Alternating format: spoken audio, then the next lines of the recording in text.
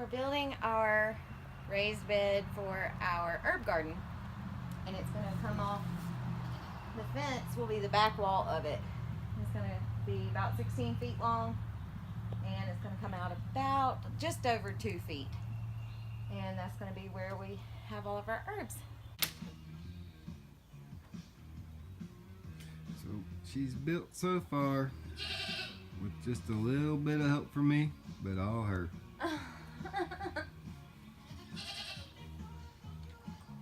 So we finished our herb box and it looks amazing. It's Love beautiful. it so much. Cannot wait to get some soil in this thing and get some plants going.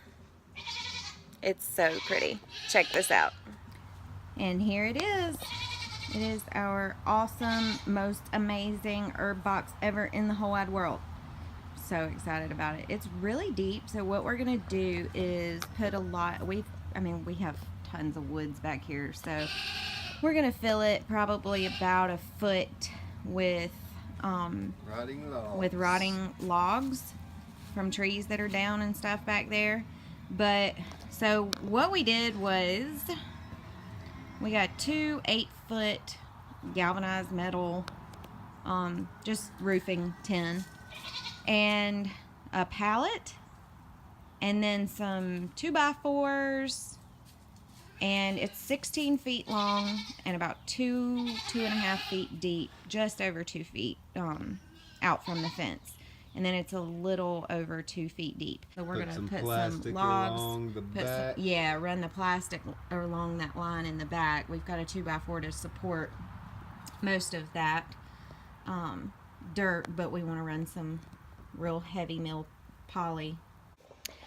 So we plan to put things like a little bit of lavender. We've got some garlic. We're going to do basil, 2 different kinds of basil, chamomile, Probably thyme. yeah, thyme, Cilantro. Yep, we have cilantro started.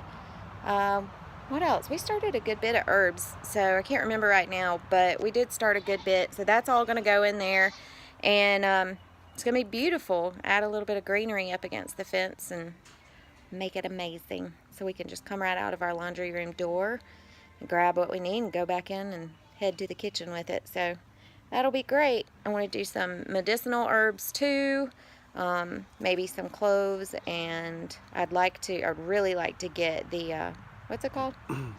What did I say it was? Papa Pepper put it in that box. The toothache. Toothpick. Not What? toothpick, toothache. Toothache herb. Well, anyway, toothache herb.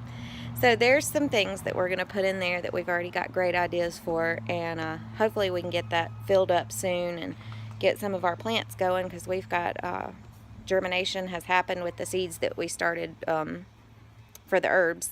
So we've got some sprouting chamomile. So hopefully we can get this done within the next week and really get some plants in the ground. Alright guys, so today we are going to be building trellises for the garden.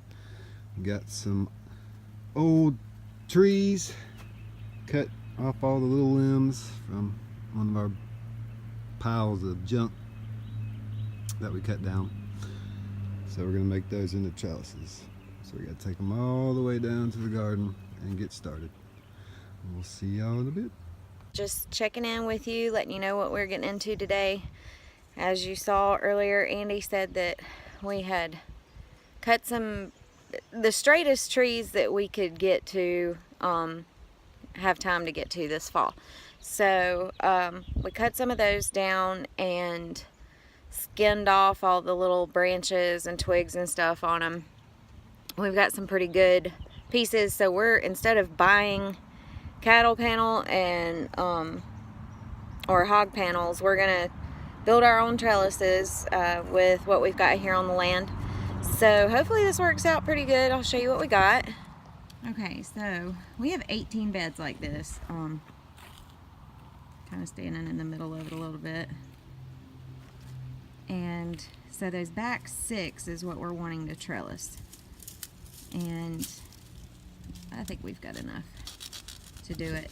We tried to cut most of the thicker ones about 10 feet, so set them about 18 inches to 2 feet deep in the corners of those back 6 beds. And the plan is to put 4 posts in the corners of each of those beds, and then kind of grid system the top of it, and come back with some of the thicker twigs and stuff that we skimmed off of those trees and make some rungs, like climbing rungs, for our vining vegetables, our climbing vegetables. So anyway, we'll see how it goes and show you some progress along the way. Alright guys, progress. Got all the main poles in. Now Kristen's working on tying everything together. It's looking good so far.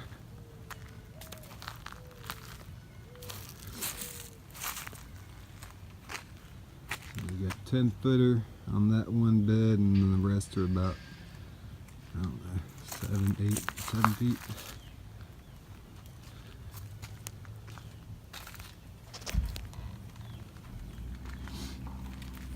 I was out cutting the grass today, and I've noticed some poison ivy around the property, so I'm gonna try to kill it with just some distilled vinegar, white vinegar, and water. It's supposed to be 1 part vinegar to 4 parts water, or 80% water, 20% vinegar mix. So I'm gonna mix some up in my weed sprayer, weed killer sprayer that I would normally use to kill weeds, like with Roundup or whatever, but I'm gonna try vinegar this time and see if it works. So let's see what happens. Here is my weed sprayer.